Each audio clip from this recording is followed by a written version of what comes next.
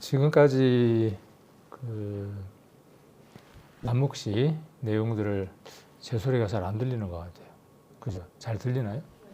네, 소리가 조금만 좀 올려주시면 좋을 것 같아요. 늘상 했던 대로 좀 돼야 안 불편한데. 하나, 둘. 다시 시작하겠습니다.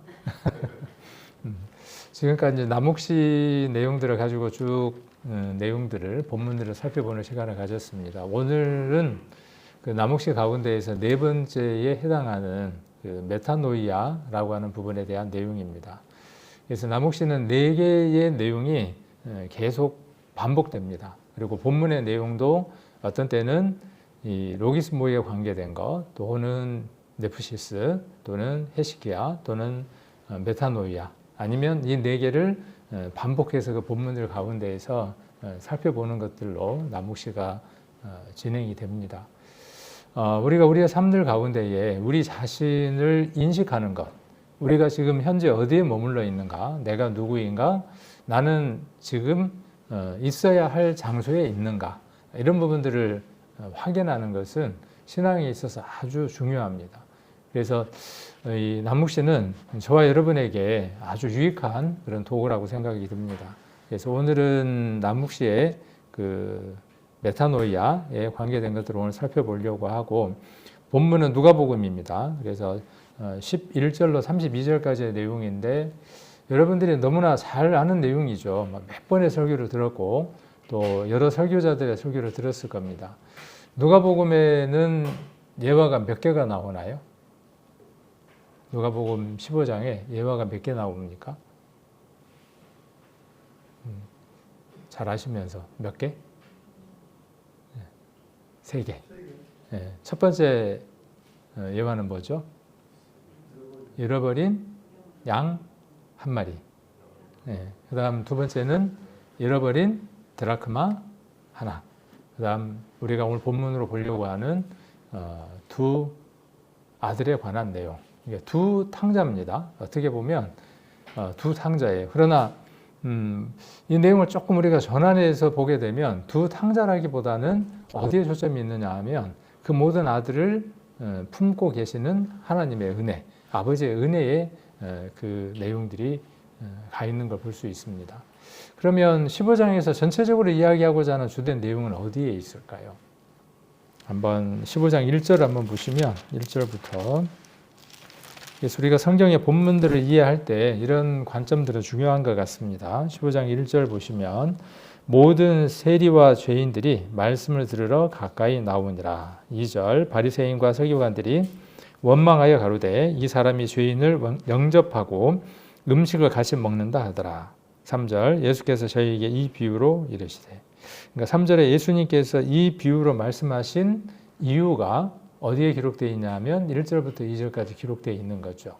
말씀을 들으려고 세리들과 죄인들이 예수님 앞에 나와왔는데 이게 누구들에게 지금 못마땅한 거죠?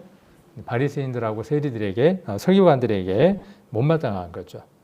그래서 그 마음을 깨닫게 하기 위해서 그들을 책망하고 그들의 마음을 돌이키기 위해서 예수님께서는 비유로 이 말씀을 하시는 겁니다.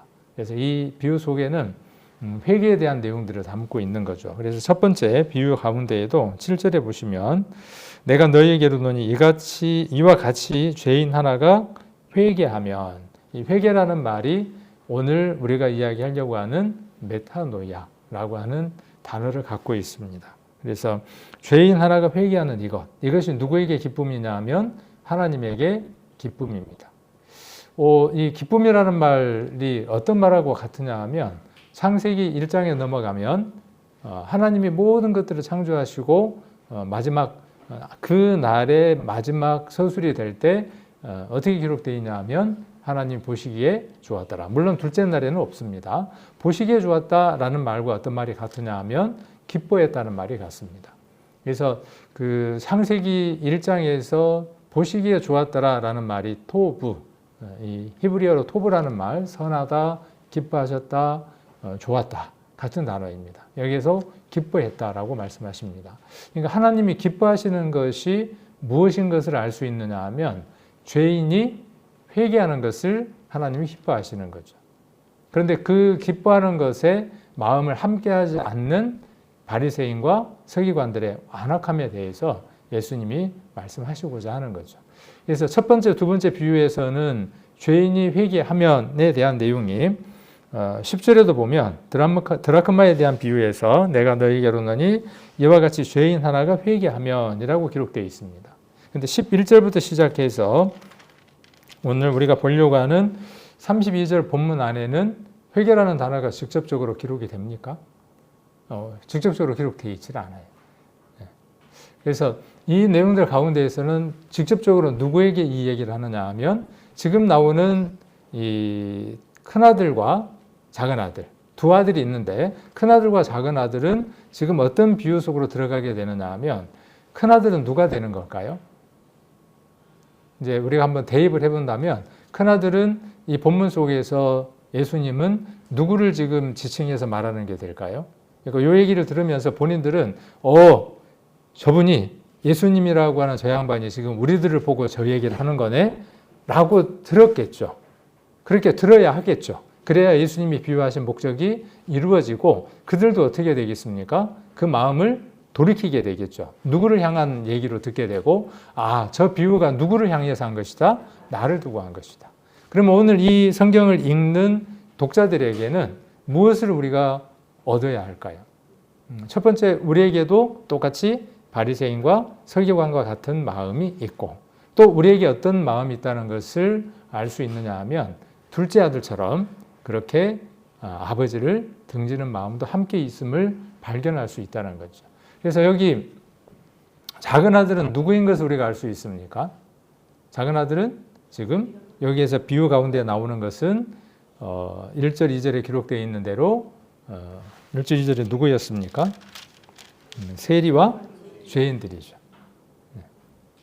그래서 이렇게 이야기를 하면 그들은 굉장히 찔려 있겠죠. 우리가 이 내용들 한번 전개를 해본다면 그들은 많이 이렇게 마음 가운데 찔려 있겠지만 그들의 마음을 돌이켰을까요? 잡아서 죽이고자 작정을 했을까요?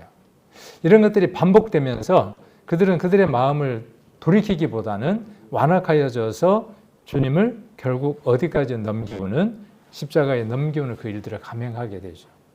우리도 말씀에 무감하게 되면 그 말씀의 찔림에 반응하여서 돌이키지 아니하면, 회개하지 아니하면 이와 같은 우를 범할 수 있는 것들을 우리가 성경을 통해서 한번 살펴볼 수 있습니다.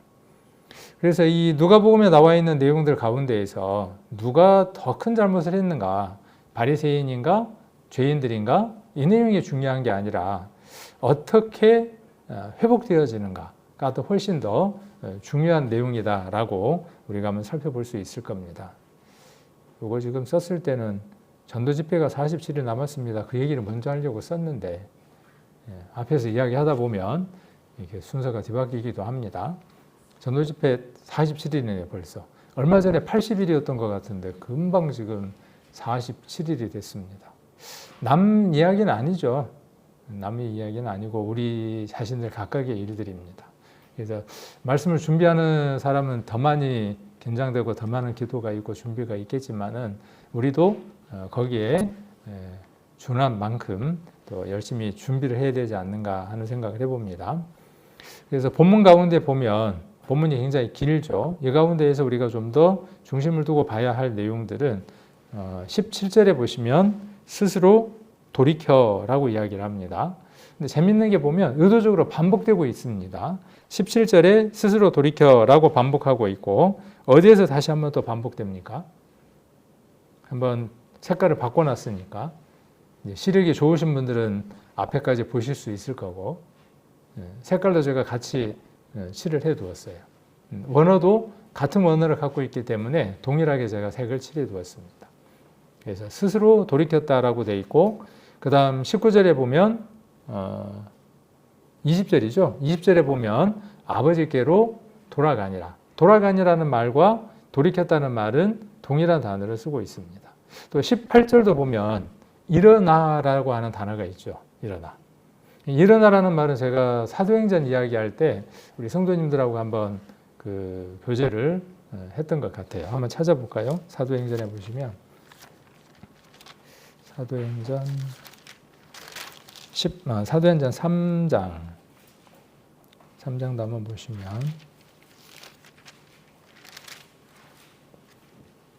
사도행전 3장 7절에 보시면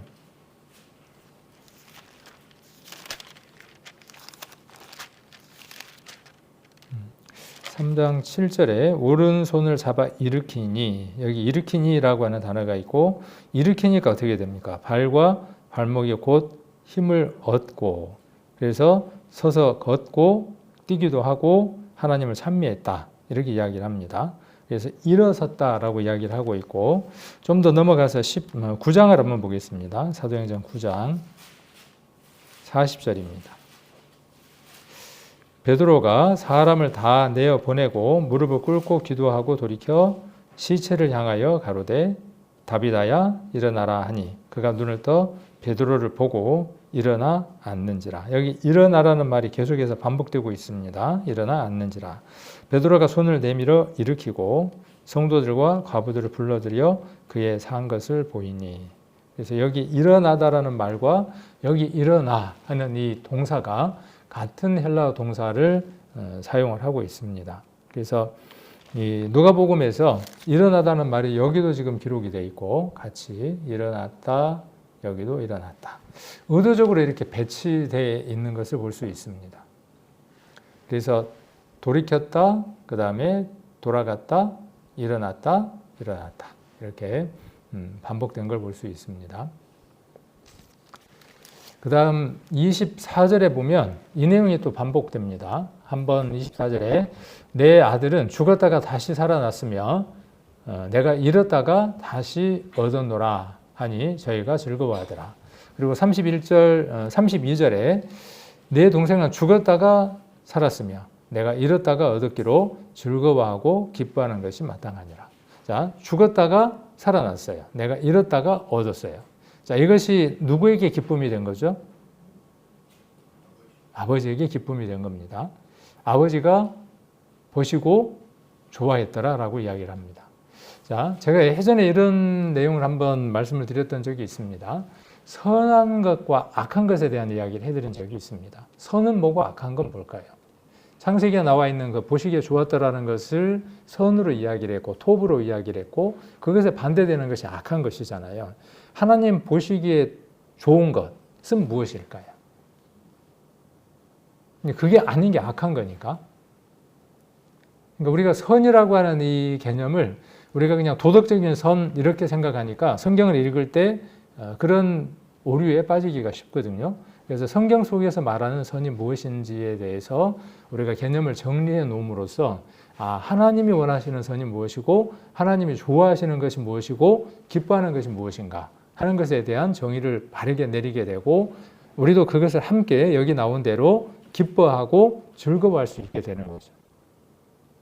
자, 선한 것은 어떤 것이냐 하면 있으라 하셨을 때 그대로 되는 것이 선한 것입니다. 하나님 보시기에 좋은 겁니다.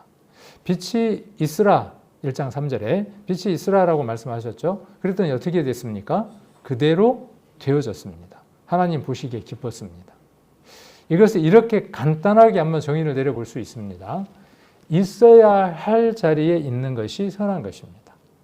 그렇죠? 그것이 아름다운 것입니다. 그것이 하나님이 보실 때 즐거운 것입니다. 기뻐하는 것입니다.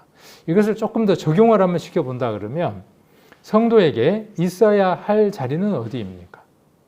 사람이 있어야 할 자리는 어디입니까? 조금 더 우리가 나아간다면 하나님 앞에 인생의 삶이 악했던 이유가 어디에 있습니까? 그들이 하나님 앞에 있지 아니하기 때문에 악한 것이죠. 죄를 많이 지어서 물론 그것도 해당되는 말이죠. 결과론적인 거니까. 그러나 원인, 근본을 따지고 본다면 인생을 악하다, 죄악된 삶이다 라고 그렇게 정의 내리는 가장 근본적이고 원초적인 내용은 무엇이다 하고 말할 수 있느냐 하면 결국 하나님 앞에 인생이 하나님 앞에 인생이 있지 않는 것이 악한 것이라는 것이죠. 선한 것은 어떤 것이죠? 그러니까 선한 것은 어디로 돌아가는 것이죠? 하나님 앞으로 돌아가는 것이 어떤 거예요? 선한 거예요. 그분 앞에 있는 것이 가장 선하고 아름다운 겁니다. 그럼 15장에서 말하고자 하는 주된 요지는 무엇이겠어요? 그러니까 누구든 누구 앞에 있는 것, 그분 앞에 돌아와 있는 것. 양이 그런 것처럼, 드라크마가 그런 것처럼, 아들이 그런 것처럼 누구 앞에 있는 것. 그래서 큰 아들에게도 무엇을 말합니까? 네가 어떤 자세로 있어야 하는 것인가 하는 것에 대해서 큰 아들의 있어야 할 것이 무엇인가에 대해서 말하고 있는 것이 탕자의 비유 가운데에서 나오는 가장 중요한 내용들이다라고 우리가 한번 살펴볼 수 있을 겁니다. 그래서 메타노이아라는 말은 우리가 잘 아는 대로 우리말로 그냥 번역을 한다면 회개라고 이렇게 번역을 할 수 있을 겁니다. 그래서 회개는 잘못했습니다. 반성합니다. 뉘우칩니다. 두 번 다시는 제가 그런 일을 하지 않겠습니다. 라고 말하는 게 회개죠. 그게 회개 아닙니다. 그거는 마음에서의 어떤 감정들, 느낌들, 마음 안에 일어나는 것들에 대한 표현들이죠. 그래서 뉘우침만이 아니라 그 마음의 것들이 어디로 나타나도록 삶 가운데 실제적으로 그게 적용되도록 하는 것까지가 메타노이아다라고 이야기를 합니다. 그래서 스스로 돌이켜라고 되어 있는데 아까 5장, 15장 17절을 보시면 스스로 돌이켰다라고 이야기를 합니다. 스스로 돌이켰다. 그래서 에르코마이라고 이렇게 헬라어로 이야기를 하는데 대지 우리 속에서 일어난 생각의 전환이다 그랬어요. 생각이 어떻게 됐습니까? 전환됐습니다. 여러분의 생각은 전환됐습니까? 어떤 마음에서 어떤 생각에서 어떻게 전환됐습니까? 예전에 우리의 마음이 세상으로 갔을 때의 우리의 마음의 생각과 지금 하나님 앞에 왔을 때의 우리의 마음의 생각들은 어떤 전환이 이루어져 있는지. 메타노이아는 밖의 환경이 아닌 안에서 일어나는 사건에 대해서 말하는 겁니다. 그래서 안의 변화, 탕자는 아직 어디에 있느냐 하면 여기 있는 거죠. 여기 보면 17절에 나는 여기서라고 이야기를 합니다. 나는 여기서 주려 죽는구나 라고 이야기를 합니다. 여기가 어디이죠? 돼지우리. 누구에게 있어서 가장 밑바닥이죠? 이 아들에게 있어서, 그죠? 그 둘째에게 있어서 가장 삶의 바닥까지 내려가 있는 현주소, 현장이 어디냐 하면 그에게는 돼지우리고 그 돼지우리를 지금 둘째는 뭐라고 표현하느냐 하면 여기라고 표현을 하고 있습니다. 그래서 이것을 한번 우리에게 적용을 해본다면 우리에게도 각각 여기가 있는 거죠. 어느 사람에게는 이 둘째처럼 돼지우리라고 하는 삶의 환경 가운데에서 누구를 생각하게 하는 생각의 전환이 있을 수 있냐 하면 또 그런 환경 가운데서 있을 수 있겠죠. 각각 다른 환경들이 있을 겁니다. 그래서 상황은 하나도 달라지지 않았죠. 그리고 아직 아버지를 만난 것도 아닙니다. 그런데 이에 스스로 돌이켰다라고 이야기를 합니다. 그래서 메타노이아는 밖의 변화가 아니라 어디에서 일어난 사건이냐 하면 안에서 일어난 사건입니다. 여러분 안에 이 사건이 일어난 적이 있으시죠? 우리 인생길 가운데서 한번 이 사건이 크게 요동치듯 있었던 때가 있을 겁니다. 그리고 우리들 10년 가운데에서 하나님을 아버지라고 부르는 그 시점이 우리에게 분명하게 있었던 것도 분명하게 기억합니다. 그럼에도 불구하고 우리는 우리의 인생길 삶들 가운데에서 이 둘째처럼 이미 아버지가 되어진 그분의 품을 계속 그분의 품에 있기보다는 때로는 이전의 삶으로 회개하고자 하는 마음들도 있습니다. 그래서 아버지의 마음을 아프게 하는 떠나는 일들도 우리가 한번 삶들 가운데에서 버틴겨 보기도 하는 삶들을 살아갑니다. 어쩌면 이것은 우리가 구원받고 난 이후에 우리의 삶들 가운데에 반복되는 내용들이다라는 생각도 한번 해보게 됩니다. 그럴 때에 밖에서 일어나는 변화가 아니라 안에서 일어나는 사건 하나입니다. 자기 외국에서 벗어나는 원래의 나를 찾아가는 과정입니다. 그래서 핵심 동사 스스로 돌이켜라고 이야기를 하고 있고 이 헬라어의 내용을 그대로 직역을 하면 자기 자신에게로 돌아와 라고 이렇게 번역할 수 있습니다. 그러니까 스스로 돌이켜라는 말을 직역하면 자기 자신에게로 돌아온다. 관용적 표현으로는 정신을 차리다, 제정신이 되다라는 뜻을 갖고 있습니다. 우리가 우리 자신을 찾는 건 언제 우리 자신을 찾았을까요? 우리는 우리 자신을 찾을 길이 없었죠. 내가 누구인지, 내가 어떤 사람인지, 어떤 존재인지에 대한 지각을 할 수가 없었지만 말씀을 통해서 내가 누구인지 발견한 사람들이죠. 그래서 내가 누구인가? 여기 신학적 의미는 단순히 후회했다는 말이 아닌 자기 인식의 회복입니다. 인식이라는 말이 되게 중요한 것 같아요. 나는 누구인가? 나는 원래 어디에 속한 사람이었는가? 우리는 분명하게 내가 누구인지 발견한 사람들이죠. 내가 누구인지 발견한 사람들입니다. 그러함에도 불구하고 간혹 그 나를 잊어버릴 때가 많죠. 그 나를 떠나버릴 때가 많습니다. 나는 원래 어디에 속한 사람이었는가를 확실하게 발견한 사람들이죠. 하나님 나라에 속한 사람들이고, 그렇죠? 우리가 어디에 속한 사람들입니까? 하나님 나라의 백성이고, 왕 같은 제사장이고, 하나님 나라의 모든 기업을 이어받을 장자들이라는 사실을 우리는 분명하게 알고 있습니다. 그러나 누구처럼요? 이 둘째처럼 때로는 어디가 좋습니까? 저곳. 어딘지는 모르겠지만 그곳이 부럽기도 하죠. 그곳으로 가고 싶은 생각들도 있습니다. 때로는 내 본능이 그곳으로 나를 인도하여서 그곳에서의 시간을 보내버릴 때가 많습니다. 그러다 보면 누구처럼 살아가느냐 하면 이 돼지 우리 속에 살아가는 둘째와 같은 삶들을 살아갑니다. 오늘 하루의 시간들이 여러분에게 어떠한 시간들이었습니까? 나는 나라고 하는 사람의 확실한 정체성 가운데에서 하루를 살아가셨습니까? 나는 어디에 속한 사람이라고 하는 확실한 소속 가운데에서 하루를 살아가셨습니까? 그렇지 않다면 2000년 전에 예수님이 바리새인과 서기관들에게 주신 말씀으로 이 말씀을 읽을 것이 아니라 오늘 내게 주시는 주님께서 내게 주시는 말씀으로 이 말씀들을 읽고 내가 하나님 앞에 돌아와야 할 것들은 무엇인가 한번 살펴보는 소중한 시간이 되면 좋겠습니다. 그래서 메타노이아는 자기를 부정하는 게 아니에요. 내 자신을 부정해버리는 것이 아니라 왜곡에서 비틀어져 있는 이 왜곡에서 자신을 회복하는 겁니다. 사단은 우리 자신 존재 자체로 하나님이 보시는 렌즈로 우리를 보게 하는 것이 아니라 비틀어서 우리를 보게 만듭니다. 그래서 하나님의 시선, 하나님의 렌즈로 우리를 보게 하는 게 아니라 구원이라는 것이 그렇죠. 복음이라는 것이 그렇잖아요. 복음은 우리를 무엇으로 보게 하는 거죠? 죄인된 인생으로 보게 하는 것이 아니라 십자가를 거친 죄 없는 깨끗한 인생으로 우리가 우리 자신을 하나님의 렌즈로 보게 하는 것이 복음이죠.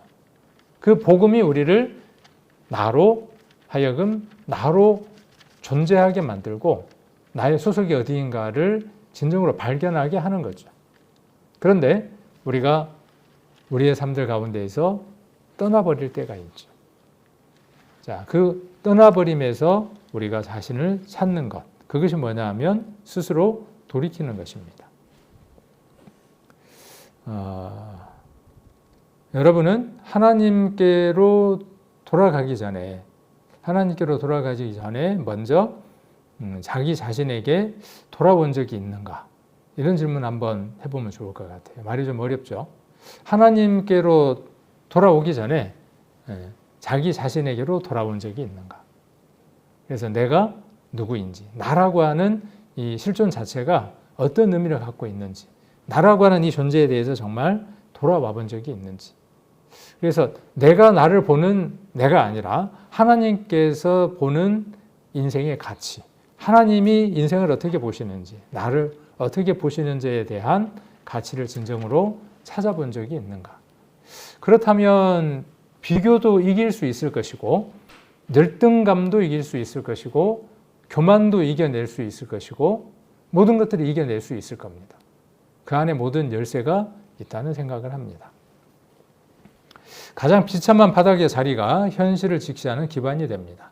가장 비참한 바닥의 자리, 여기 둘째에게는 거기가 어디였냐 하면 돼지우리였고, 우리는 어디였을까요? 우리는 구원받기 전에 그 주님을 만났을 때 가장 밑바닥, 여기가 어디였을까요? 그리고 지금 혹 우리의 인생길 가운데에서 구원받고 난 이후에 삶들을 살아가면서 혹 하나님을 잠시 떠나서 그 떠난 시간들 속에서 나를 잊어버리고 그 잊어버린 것 때문에 나의 인생길이 가장 바닥까지 가 있는 그곳은 어디인지. 그래서 메타노이아는 아버지 집이 아닌 돼지 우리에서 시작되는 것이죠. 하나님은 종종 삶의 바닥에서 우리의 생각을 다시 바로 세워주시죠. 그래서 어디에서 아까 지금 아들은 뭐라고 이야기하느냐 하면 여기에라고 이야기를 합니다. 돼지우리라고 이야기를 합니다. 그래서 아들은 이렇게 이야기를 합니다. 나는 여기서 줄여 죽는구나. 줄여 죽는다는 말이 뭔 말이죠? 먹을 게 없어서 죽는 거죠. 자, 영적으로 우리가 보기에 이 말씀도 우리에게 적용되는 말씀이기도 한 것 같아요. 우리가 지금 줄여 죽고 있는 사람들도 있죠. 누구를 떠나면? 아버지를 떠나면 어떻게 되느냐 하면 줄여 죽는 거예요. 어디에서? 내가 생각할 때는 거기가 풍성하고 내가 생각할 때는 거기가 좋을 것이라고 생각했던 것. 그래서 거기에 모든 것들을 투자하고 거기에 안착했던 그 모든 것들로부터 이제 궁핍함이 찾아오는 거죠. 그런데 여기 지금 둘째는 자기 자신을 지금 어떻게 하고 있습니까? 정직하게 인식하고 인정하고 있는 걸 볼 수 있죠. 그런데 한 교회, 우리가 7교회 가운데에 우리가 한 교회를 떠올리면 그 교회는 어떠한 것을 볼 수 있습니까? 그 풍요로움 속에서 하나님을 떠나 있었지만 그들이 하나님을 떠났다는 사실을 알지 못하고 그 풍요로움으로 만족하며 그들이 무엇이라고 말했는지 요한계시록 한번 보겠습니다. 요한계시록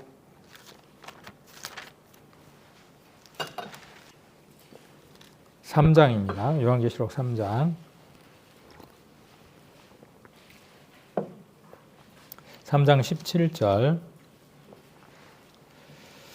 내가 말하기를 나는 부자라 부유하여 부족한 것이 없다 하나 내 곤고한 것과 가련한 것과 가난한 것과 눈먼 것과 벌거벗은 것을 알지 못하는도다. 내가 너를 권하노니 내게서 불로 연단한 금을 사서 부유하게 하고 흰옷을 사서 입어 벌거벗은 수치를 보이지 않게 하고 안약을 사서 눈에 발라 보게 하라. 무릇 내가 사랑하는 자를 책망하여 징계하노니 그러므로 내가 열심을 내라 회개하라. 그래서 회개하라라는 말이 여기도 반복하여 나오는 걸 볼 수 있습니다. 열심을 내라 회개하라. 여기 이 교회는 라우디아 교회는 어떤 상태였죠? 모든 것이 풍요하다, 부유하다라고 이야기를 했습니다. 그래서 칭찬을 들은 것이 아니라 책망한다. 그렇게 말씀하셨죠. 지금도 많은 성도들 가운데에 부족함 없이 살아가는 성도들이 많습니다. 주로 이런 위험들이 있습니다. 물질적으로 풍요롭고 건강이 유지될수록 그들의 삶은 이 빨간 불이 들어와 있는 상태임에도 불구하고 대부분 그 상태에서 이 안전 불감증을 느끼기 쉽습니다. 모든 것들이 안전하니까, 어떤 일들이 없으니까. 근데 반면 어떤 일들이 많이 생기고 뭐 건강에 대한 염려도 있고 또 물질적인 손해도 있고 생각지 않았던 일들이 생길 때 그 사람들은 반면 어떠냐 하면 많이 엎드리게 되죠. 이런 일들이 하나님 왜 있습니까? 라고 엎드리게 되고 찾게 되죠. 그리고 그 문제가 해결이 되면 사사기에 나온 것처럼 다시 또 반복되죠. 그 문제가 해결돼서 무사한 일이 되면 다시 교만한 마음이 라우디아 교회처럼 올라오기 시작합니다. 그러나 둘째는 나는 여기서 줄여 죽는구나 라고 자기 자신의 상태를 인식하고 인정한 것을 볼 수 있습니다. 자기를 포장하거나 또 자기 기만을 멈추지 않는 그런 사람이 아니라 자기 기만을 멈추는 용기를 나타냈던 것을 볼 수 있습니다. 자, 나를 향하던 시선이 생명을 주시는 아버지를 향해 확장되어져 가는 상태를 볼 수 있습니다. 내 아버지에게는 양식이 풍족한 품꾼이 얼마나 많은가라고 이야기를 합니다. 여기에서 우리가 하나 볼 수 있는 것은 하나님은 어떤 분이라는 것을 우리는 이 비유를 통해서 알 수 있느냐 하면 하나님은 어떤 분이라는 걸 알 수 있냐면 풍요로운 분이다. 생명을 공급해 주시는 분이라는 사실을 알 수 있습니다. 그래서 메타노이아는 하나님을 다시 올바르게 생각하는 사건이 되고 그것을 통해서 생명을 공급하는 분이라는 것을 알게 합니다. 그래서 탕자의 메타노이아는 자기 인식에서 멈추지 않고 누구를 향한 눈으로 발전되느냐 하면 아버지를 향한 눈으로 발전되는 것을 볼 수 있습니다. 하나님께 나아가기 전 먼저 자신에게 돌아오는 생각의 전환입니다. 가장 큰 핵심은 여기죠. 가장 중요한 핵심은 여기입니다. 그래서 자기에게로 돌아오고 메타노이아는 하나님께 가기 전 먼저 자기 자신에게로 돌아오는 사건을 가리켜서 메타노이아다라고 이야기를 할 수 있습니다. 17절에서는 뭐라고 이야기를 하느냐 하면 17절에서 다시 누가복음 17장 15장 다시 한번 보겠습니다. 17절에서 스스로 돌이켜라고 이야기를 하고 있죠. 그래서 참된 회개, 참된 메타노이아의 6가지 단계를 한번 우리가 이 본문 속에서 한번 찾아볼 수 있습니다. 그 첫 번째가 이 17절에 나와 있는 자신에게 돌아오는 과정입니다. 아까도 설명을 해드렸지만 자기 자신에게로 돌아가는 거죠. 자기가 누구이냐 하면 하나님 안에서 창조함을 받은 진정으로 의미 있는 존재, 그 존재를 이야기를 합니다. 그리고 두 번째가 뭐냐 하면 현실을 인정하는 거죠. 그래서 나는 지금 여기에서 줄여 죽는 가운데 있다라고 하는 현실을 인정하는 겁니다. 그래서 영적으로 파산 상태를 인정하는 상태, 장소와 사건을 통해서. 그리고 세 번째가 무엇이냐 하면 아버지를 기억하는 상태죠. 여기 18절에 보면 17절에 보면 내 아버지에게는 양식이 풍족한 품꾼이 얼마나 많은고라고 누구를 기억하고 있느냐 하면 아버지를 기억하고 있는 것을 볼 수 있습니다. 그래서 내 아버지의 집에는 은혜가 가득한 것을 기억합니다. 이것이 지금 메타노이의 과정입니다. 그리고 네 번째가 결단입니다. 네 번째가 어떤 것이냐면 결단이 필요하다는 겁니다. 그래서 아들은 지금 어떤 결단을 했습니까? 아들은 어떤 결단을 했죠? 20절에 보면 이에 일어나라고 이야기를 하고 있고, 그렇죠? 그리고 또 그다음에 18절에 보면 내가 일어나라고 이야기를 하고 있습니다. 그래서 일어나라고 하는 두 번이 무엇을 우리가 확인해 볼 수 있느냐 하면 그가 어떤 결단을 했는가를 살펴볼 수 있습니다. 그래서 내가 일어나 가리라. 의지의 변화를 우리가 메타노이아 과정 가운데서 생각해 볼 수 있습니다. 그리고 다섯 번째는 실제로 어떻게 합니까? 실제로 아버지에게로 돌아가죠. 20절에 보면 실제로 아버지에게로 돌아가는 그 과정. 그리고 여섯 번째 뭐냐 하면 아버지께 안기죠. 은혜의 회복이 있게 됩니다. 이렇게 6단계를 통해서 메타노이아가 완성되는 걸 볼 수 있습니다. 첫 번째 스스로 돌이키고, 두 번째 현실을 인정하고, 세 번째 아버지를 기억하고, 네 번째 결단하고, 의지적인 결단이 있고, 다섯 번째 아버지께로 실제로 돌아가게 되고, 그리고 그 은혜를 누리게 됩니다. 그래서 17절에 나와 있는 그 스스로 돌이켰다라는 말은 어디에서 일어난 사건이냐 하면 그 사람 마음 가운데 일어난 사건이죠. 심령 안에서 일어난 사건이라면 20절에 일어난 돌아가니라라고 하는 똑같은 단어, 이 돌아갔다라는 말은 돌이켰다, 돌아갔다. 17절에 돌이켰다, 20절에 돌아가니라고 하는 이 두 개 단어. 하나는 내적으로 일어난 사건을 이야기한다면 20절에 나와 있는 사건은 실제로 그가 돌아간 사건을 이야기를 하는 것이죠.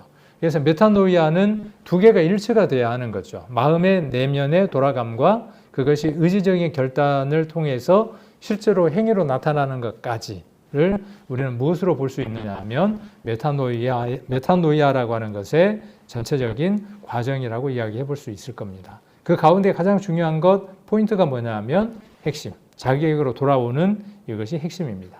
그래서 결과로 아버지를 향한 방향의 설정이 있고 생각의 전환이 있는 것을 볼 수 있습니다. 나의 내면을 비추는 네 가지 묵상의 거울을 한번 살펴보면 아까 스스로 돌이켰다는 내용들 가운데에서 나는 지금 하나님 앞에서 내 자신에게 내 자신에게서 도망치고 있는가? 아니면 다시 나에게로 돌아오고 있는가? 자, 여기 나라고 하는 존재가 둘이 있는 것처럼 보여지죠. 이 나에게로 다시 돌아오는가? 이 나는 어떤 나입니까? 이 나는 새롭게 창조된 하나님 안에 있는 피조물을 이야기하는 것이고, 여기 또 다른 나는 어떤 것일까요? 이전의 나로 돌아가 있는 나를 이야기하는 것이겠죠. 그래서 스스로 돌이키는 것이 필요하고, 장소, 지금 삶의 돼지우리를 저주만 하고 있는가?